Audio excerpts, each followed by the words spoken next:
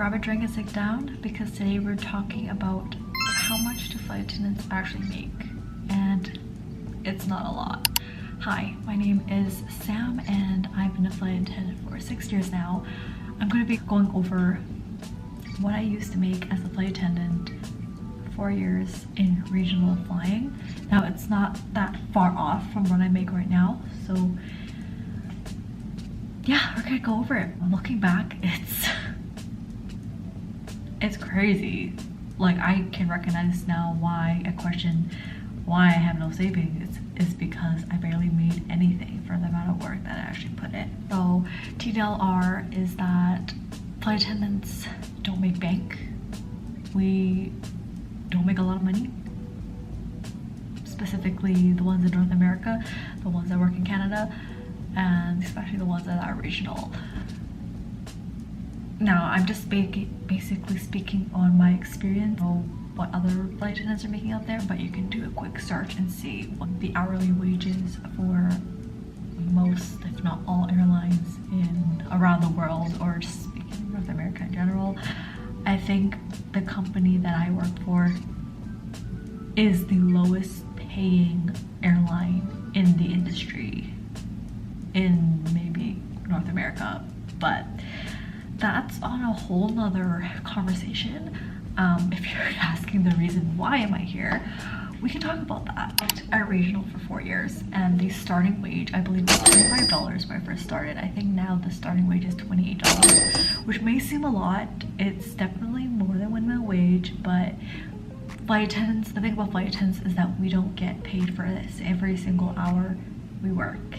And what I mean by that, let's say you are operating 2 flights that day and they're both an hour and a half each. You only get paid for the flight time, or you get a minimum brig.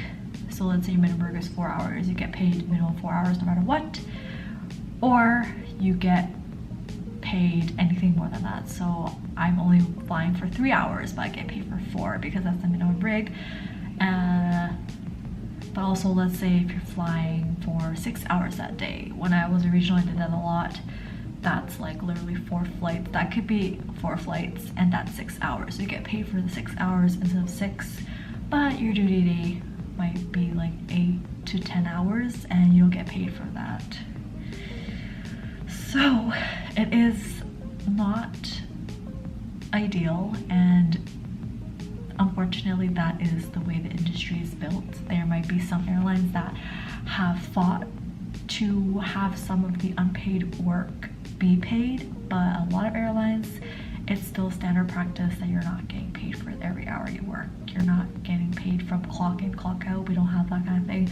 We report to the airplane 1 hour before, and we don't get paid for that. We don't get paid for security checks or deplaning and boarding.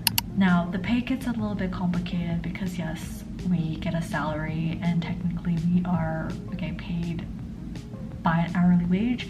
It's really complicated. So I'm just going to be breaking down a paycheck, well, my very last paycheck at this regional airline, so you can get a little bit of understanding on how maybe the pay works and all the deductions and how much I actually took home in 1 year working at a regional airline. So I have my laptop over here, and it looks like I was making $7.74 by year 4. And typically we get 2 paychecks in the month. We get a pay on the 15th and 30th bi-weekly, and usually we get paid, it looks like 37.5 hours, which is I don't know how they calculated it, but that's how much we get paid every single paycheck, and we always get paid like the month before, if that makes sense. So that year I made $25,000. $25,000 a year. That is basically making like $2,000 a month, which is not livable if you live alone. Thankfully I still live at home, so I don't have to pay rent. I just pay a little bit of money to my mom as rent, but not anything close to rent. So I don't know how I survived but we did. But that pay doesn't, that's just like your regular hours. So let's say if you picked up overtime, and when I worked regional, there were so many opportunities to work on holidays and you actually got paid for that. So I always picked up on those days because you get paid time and a half. So I made $2,000 on that.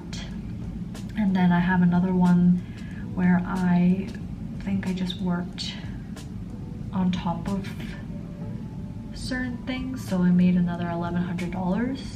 And then for deadheads, we actually get paid at a different rate. It's not paid at your full rate, it's paid half. So I got paid $855. I really don't like deadheads because I don't like to sit, I like to work my flights. And then I picked up a lot. So I picked up about $4,700 worth of flying, if you break it down. And then I dropped a lot of things. We get vacation every year. I don't remember how many blocks, but it depends on your seniority. But in vacation money, I got paid $1,200. A huge chunk of income for flight attendants comes with their meal cost reimbursement, so their per diem. I got $7,000 in per diem, and that's not taxable. Okay, and then you get paid for your dry cleaning. Like, I don't really dry clean my clothes, so that's basically extra money.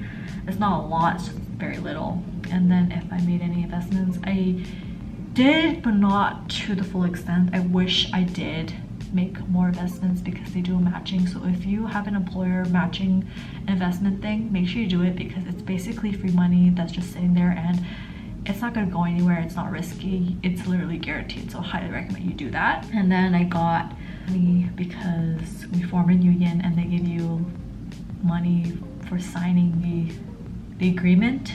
Got parking, it's a taxable benefit, so I don't really, that counts. But we have a whole lot of deductions too. So in total, okay, this paycheck I made $1,152 gross. My deductions were like $431, and my net take home was $720. You can't pay rent for that money. So thankfully, I didn't have to, but that is not livable. And it's just laughable thinking about it now, thinking in the situation I am now, I am trying to save money, trying to save to move out and just have saves in general. This job doesn't really allow you to do that. So you have to either work a ton, or you have to find a side hustle or a side job or a second job, part-time job, in order to make this work. But then again, we're not robots. So yeah, a lot of deductions. Okay, so deductions are like income tax. We don't pay pension, so I believe that it looks like it comes out of my paycheck for some reason. I should be more well versed in this. Trust me, when you're a flight attendant, you kind of don't really know exactly if you're getting paid the right amount, because everything kind of fluctuates, everything changes. So make sure you become well versed in your pay stubs and your schedules. Make sure you keep track, because sometimes things can be missed and you literally don't even know because they won't tell you. Deductions, like, you know, your short-term disability, your benefits, all those things, a lot of deductions. And overall, if you want my advice on being a flight attendant, make sure you know what you're getting into. If you want to make a decent amount of money, I would look for airlines that pay a livable wage or have a really strong union, it's a really strong airline to begin with. And it really depends what you're looking for. Looking for career growth, or looking to travel the world. I know a lot of people kind of glamorize being a flight attendant. You know, I want to travel the world, but it's fun. It was fun when I was younger, but thinking about it now as I'm older, it is really hard to survive. And I know people that even have kids and they're flight attendants. I don't know how they could do it, but they're probably struggling, and I'm struggling, even though I am a single person and I don't have any dependents. I don't have a home, I don't have a mortgage to pay for. Like, I can't imagine doing all of that on a flight attendant salary. So that was a breakdown of the flight attendant salary. Let me know if you have any more questions down below, and I'll try my best to answer them. And I will see you in my next video. I post weekly, so don't forget to subscribe and hit the bell notification to get notified on my next video.